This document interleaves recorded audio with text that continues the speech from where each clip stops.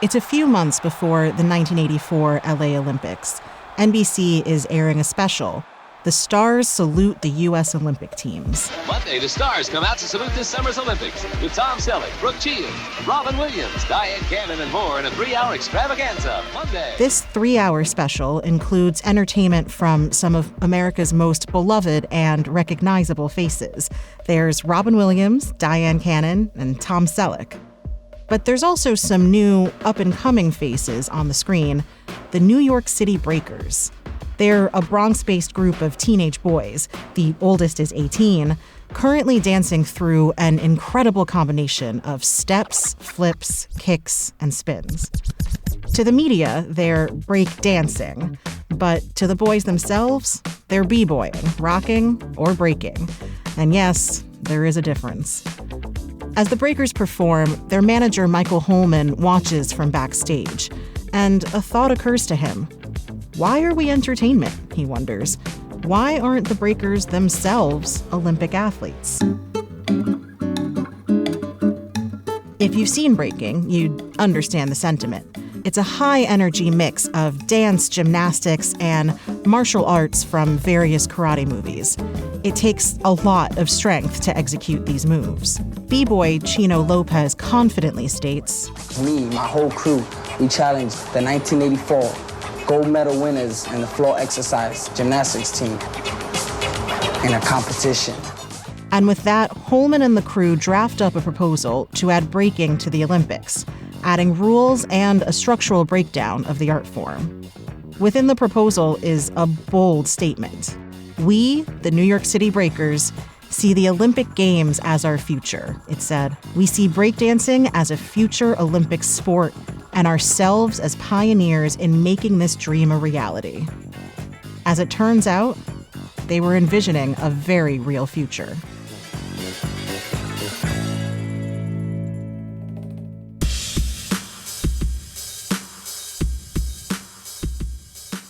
Hey everyone, it's Kavitha Davidson, and welcome back to Sportly.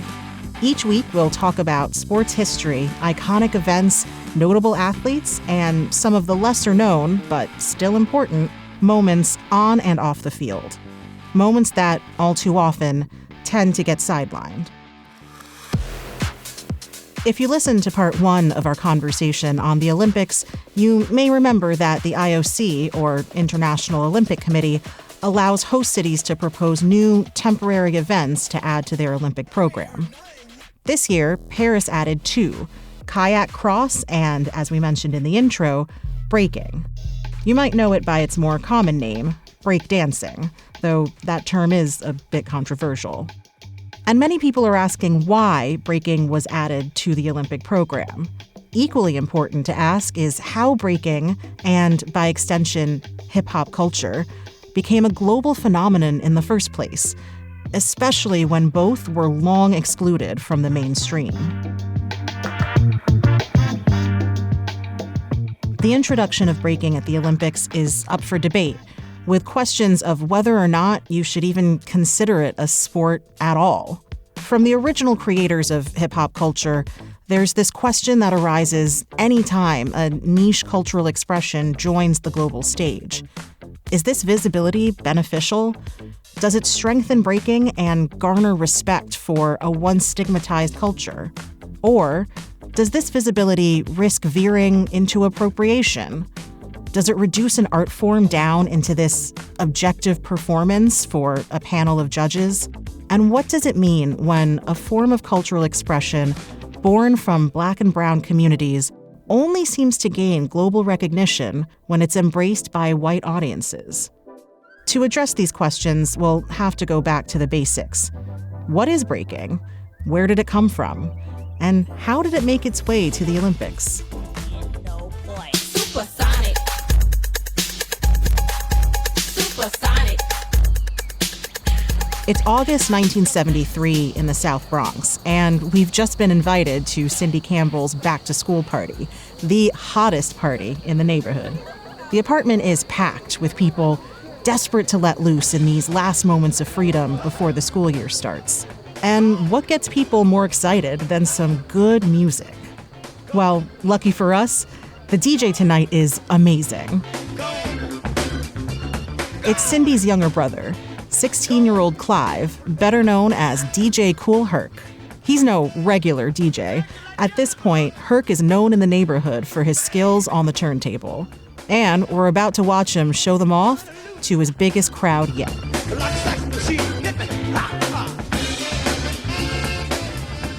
On his turntable are 2 vinyls. One of them is James Brown's Give It Up or Turn It Loose, playing under his left hand. Bopping along is what's called the break. It's that instrumental part of a song. Lots of percussion, lots of groove and rhythm. The crowd loves it. Breaks and songs are perfect for showing off new dance moves and keeping the party fun. And Kool Herc's a great DJ. He notices the crowd grooving along and wants to make the night even better. So he makes a decision that will make this day go down in history. He decides to whip out a new technique. While the James Brown record spins through the break, Kool Herc slides into another track. It's called Bongo Rock by the Incredible Bongo Band. The breakbeat is funky and fun, and most importantly, the beats match up with James Brown.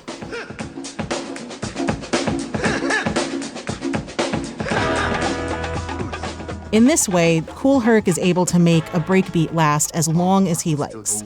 He calls this technique the merry-go-round. Sometimes he smoothly switches between identical copies of the same record.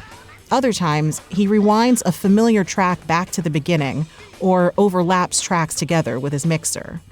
Either way, the music is this incredible, continuous stretch of rhythm that you just can't help but dance to. And as a result, the dance floor comes alive. With this new beat comes a new style of dance. Kids let loose, kick and step to the rhythm, and then get down on the dance floor. Taking turns in the dance circle, the dancers bust a move from their favorite karate movie, showing off the latest and hottest tricks. These dancers would become to be known as B-boys and B-girls, with the B standing for break, since they always dance during the break of a song.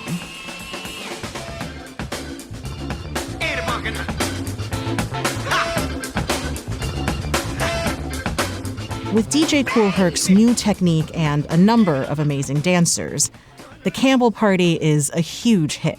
For most, that night is an escape from the harsh realities of the world, an oasis where everybody can channel their frustrations into something creative and fun.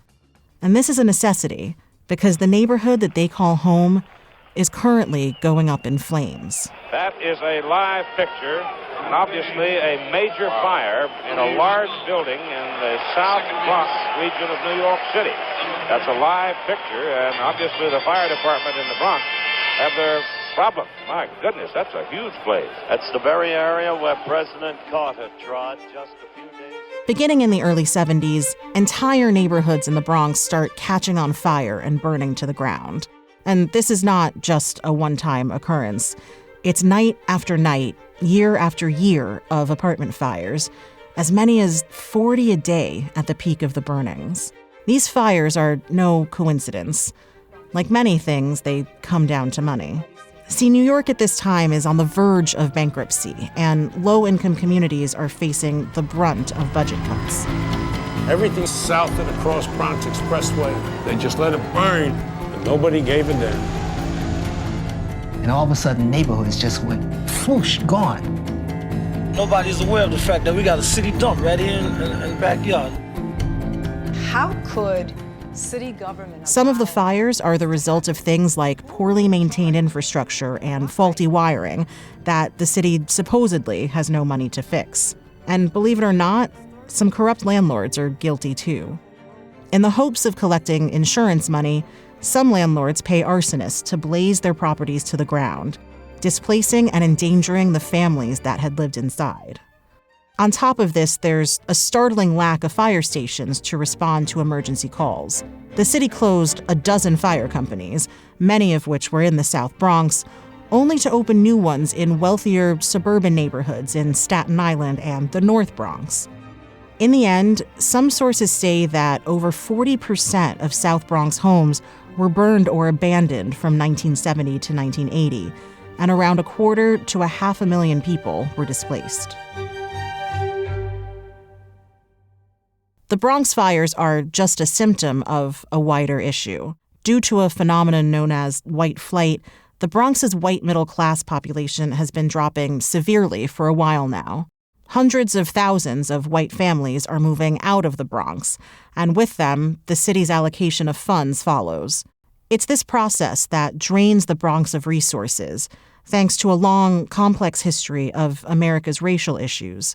Most of the families remaining are Black or Latino, and as the years go on, they watch as their communities fall apart around them, as divestment leads to further disenfranchisement. At the time, New York City was almost bankrupt. There was really nothing there for kids to do. When we started the party, it was different because you felt connected. You felt a part of it. This is what makes Cindy's party and her brother's music so special.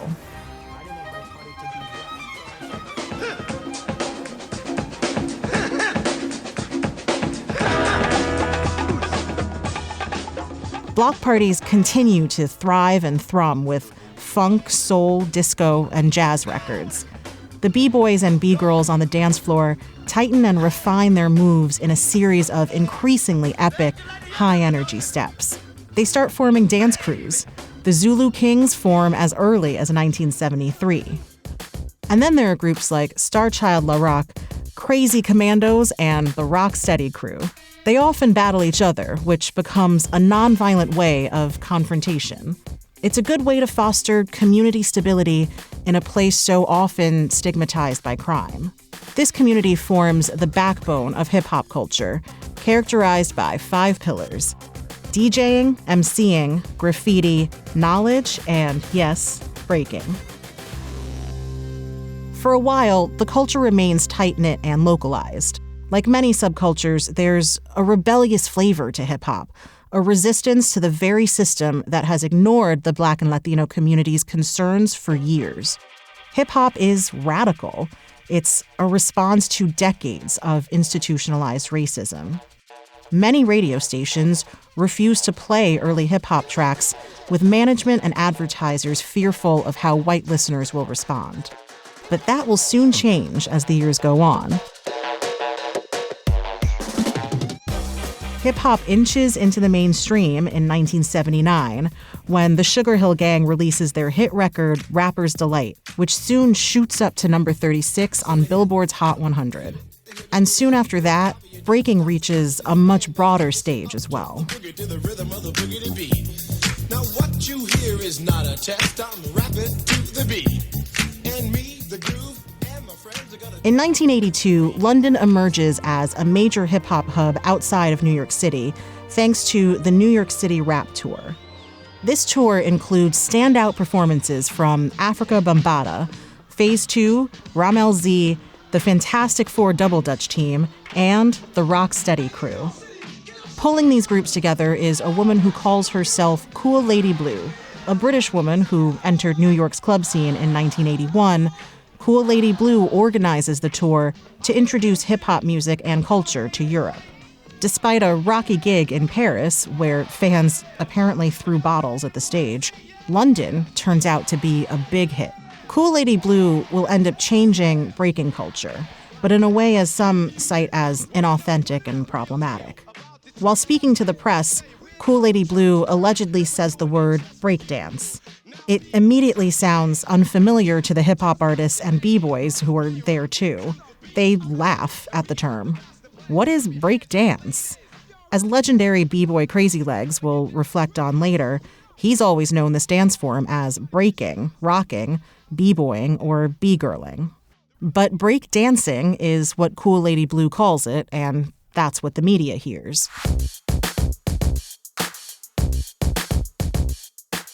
The term breakdancing sticks, much to the disappointment of its original practitioners. Nevertheless, this transition from breaking to breakdancing represents something larger as we move into the 1980s.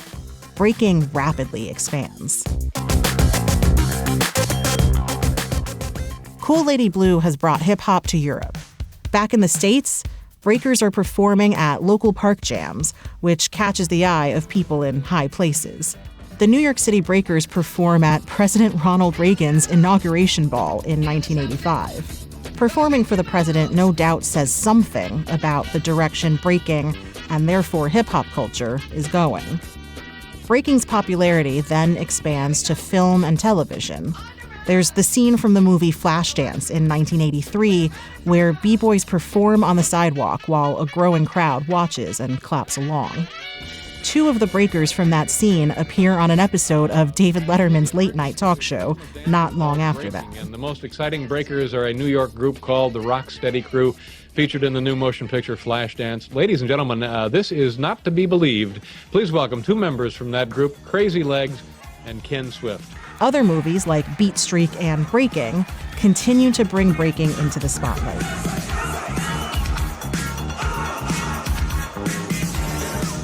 Breaking in the media continues to spread the culture abroad, striking a chord with international communities who can relate to the freedom and energy breaking offers. Our neighbor to the north, Canada, grows a b-boy culture. Immigrant-rich neighborhoods in France catch on during this decade as well, and France airs one of the first regular, nationwide, weekly shows exclusively about hip-hop. For many nations, their introduction to breaking comes through American cinema. The 1983 film Wild Style brings breaking to Japan, where the Rocksteady Crew tours soon after. And before the fall of the Soviet Union, youth in the USSR watch breaking on pirated copies of films and feel it speaks to their own desire for rebellion and political reform. Let's tell you, we're double trouble girls, and we're doing it just for you. Now people clap your hands, clap, just clap your hands. While you're rocking to the beat of the 2. So far, we've seen breaking go from the expressive new art form of an underrepresented community to a dance style taking mainstream America and the world by storm. By the 1990s and 2000s, you've got chart-topping MCs like Tupac, Biggie, Dr. Dre, and Lil' Kim solidifying their place in the music scene, which opens the doors for large-scale hip-hop performances and music videos. As artists introduce dancers in the background, hip-hop dance styles continue to grow in appeal and commercial value. There's a lot of money to be made from the culture. Welcome everybody to the Wild Wild West, a state that's untouchable like Elliot Ness. The track hits your eardrum like a... It's important to note that breaking has always had a competitive flair to it. B-boys and B-girls look to one-up each other's moves in what's called a cypher, which is when you form a circle and take turns dancing in the middle. Early on, this was a pretty organic process, with breaking crews battling each other in the street.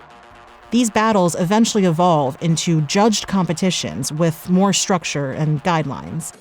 The first international breaking competition appears in 1990 with the German-founded Battle of the Year. This will be an annual event from here on out and is sometimes referred to as the World Cup of B-boying. The event draws breaking crews from all over the world: the UK, Hungary, China, South Africa, the list goes on. An international panel of judges formally scores the crews and then declares winners. Other breaking competitions also pop up, including Pro-Am and Freestyle Session in the US, the UK B-Boy Championships, and the notorious IBE in the Netherlands. This wave of international competitions sets the stage for who will eventually govern the art of breaking and make the rules for a global audience. It's 2004 in Biel, Switzerland, where 16 breakers are waiting to claim a new title, Best Solo Breaker in the World.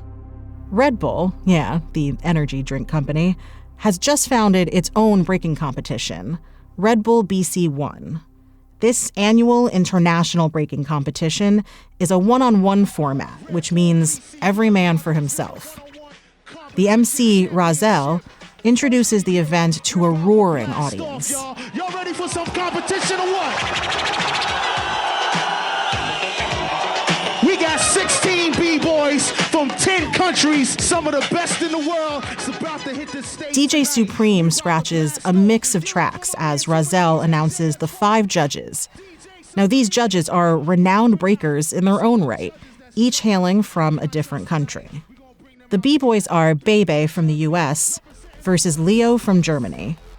DJ Supreme scratches and samples breakbeats, and the round is set for 3 minutes. Once they're ready, round 1 begins.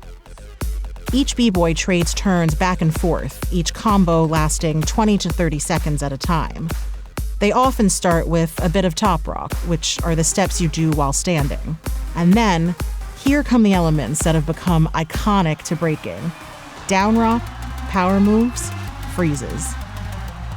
The crowd erupts into shouts and cheers when they see something impressive. And alongside the artistry of dance itself, it's a true feat of athleticism. With 1 minute left, Bebe and Leo give it their all. But as competitions go, only one can move on to the next round. The judges hold up their cards. And the winner is Bebe! Bebe is the winner and will move on to the next bracket. The competition continues like this, with B-boys competing with their own unique style, flair, and signature moves. The 8 first-round winners compete head-to-head in round 2. Round 2 winners move on to round 3. And by the time we reach the final, it's down to Omar and Ronnie from the US competing for first place. This final round begins to the beat of James Brown's Give It Up or Turn It Loose, the iconic break made famous by DJ Kool Herc. Like always, there's 3 minutes on the clock. Both B-boys are talented, of course, it's what got them this far. But when Omar whips off his beanie, executes an incredible power move, and catches his beanie again in midair, the crowd goes wild.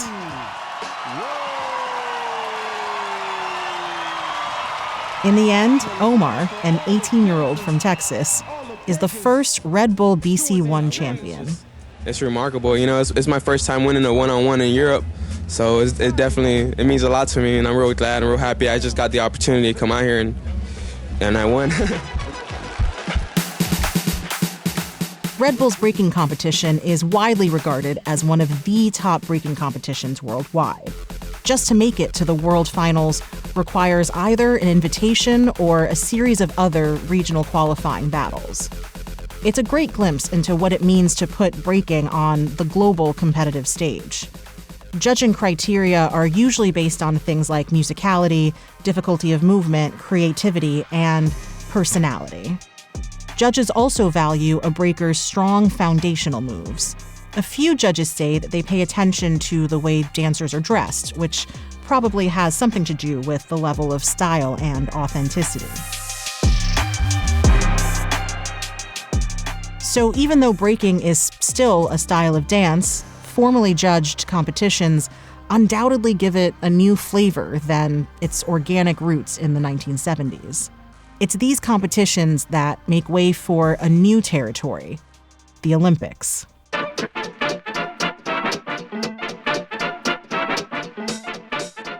Breaking's Olympic journey begins in 2016.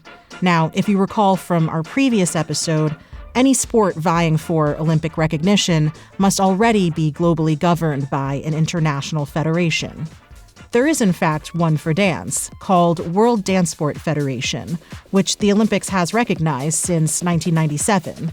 And this shows that the IOC has seen the potential for dance as a sport for decades. Most cite Jean-Laurent Bercan as the person who first suggests breaking be added to the Olympic program.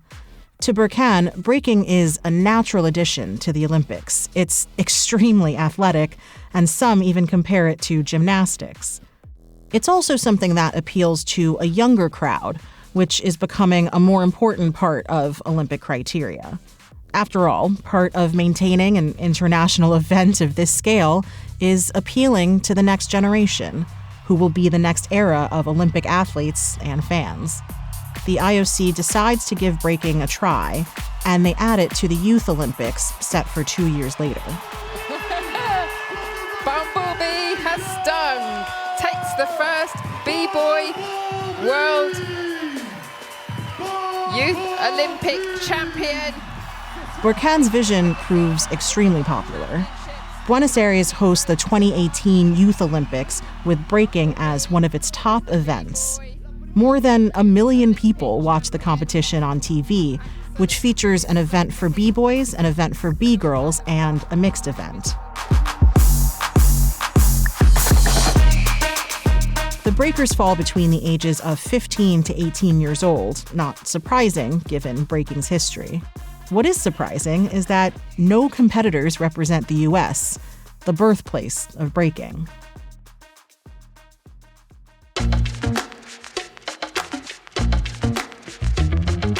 Breaking at the Youth Olympics is so popular that it's included in the Olympic program for Paris 2024. It clearly meets plenty of the criteria, but there's some pushback from a few folks in the breaking community.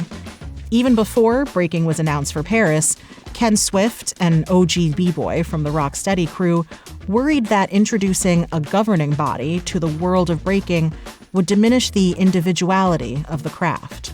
Plus, he just doesn't consider it a sport. You don't play breaking the way you play basketball. So the controversy is this question that's been coming up since breaking started gaining global and commercial popularity. Just what is gained and what is lost when a community subculture is put on the main stage? It's going to happen anyway. That's the reality of it. So it's either we watch it explode and complain, or we get in and try to make sure that everything is okay. But even within the hip-hop community, there are different opinions on breaking's expansion to the Olympics. Some argue that it's great visibility and gets people excited about the dance form. Others say that the Olympics take something away from the soul and spirit of breaking. Happy for us. I was just worried about, it being corny and being commercial, but I always believed that our culture was strong. A b-boy for Team USA this year, Jeffrey Lewis, aka B-Boy Jeffro, says that breaking is about having your own unique image. But instead, he says that some have turned the dance into something you just replicate and learn. Others agree and say that since the IOC announced breaking a few years ago, various nations have been training for this event specifically. There's the worry that people will focus too heavily on impressive power moves in order to score points, as opposed to really appreciating the artistry and personality. The Olympics can shatter this because you want to win the battle, so we only do what the judges want.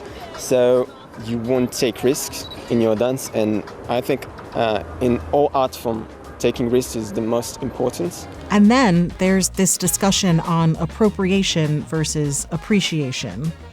Roxy, a black B-girl from South London, spoke to BuzzFeed about being one of very few black B-girls at events like Red Bull BC One.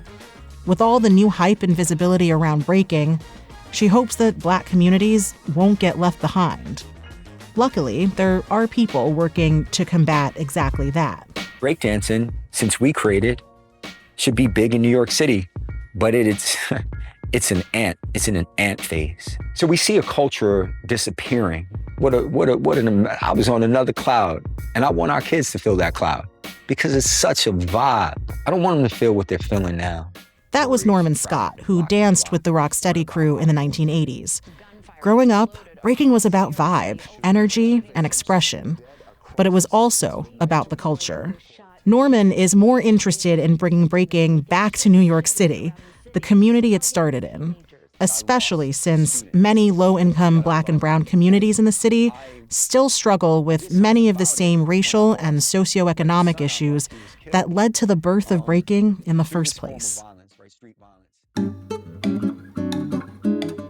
As the Paris Games have already begun, breaking is certainly an event to look forward to. For Team USA, 4 breakers are making their Olympic debut. Sunny Choi and Logan Edra are the qualifying B-girls, while Victor Montalvo and Jeffrey Lewis are the qualifying B-boys. Each comes from a different background and has made their mark on the breaking scene as international champions of events like Red Bull BC1, the World Games, and Freestyle Session. Our next guests are two incredible athletes competing for Team USA in the sport of breaking. Please give it up for Olympic athletes Sunny Choi and Victor Montalvo. There's no doubt that breaking is more commercialized and globalized than ever. It'll certainly be interesting to see how the scoring system fares in Paris. The conversation around a subculture reaching the main stage is a tricky one. And it's important to mention that we saw a similar conversation when skateboarding was added to Tokyo's program a few years ago. Breaking and skateboarding are part of this growing subsection of sports known as urban sports. Now, there's a whole other conversation to be had around the word urban and its many connotations, but you can see that we're already challenging the ways that subcultures once deemed radical and rebellious are entering the mainstream. It's important to keep these concerns in mind as we await the debut of breaking at the Olympics, and to honor the legacy of the communities whose struggles are the very reason for breaking's existence.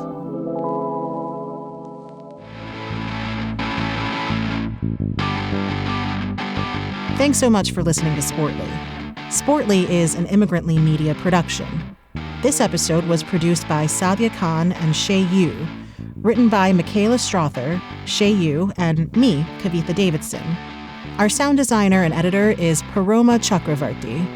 Our theme music was created by Simon Hutchinson. Other music by Epidemic Sound. And if you have thoughts or suggestions for a topic you'd like me to cover, I'd love to hear from you. Please feel free to email me at kavitha@immigrantllypod.com. And if typing a long email just isn't your thing, record and attach a voice memo to your email. Who knows? I might read or play it in one of our upcoming episodes. Tune back in next week and every week for more Sportly.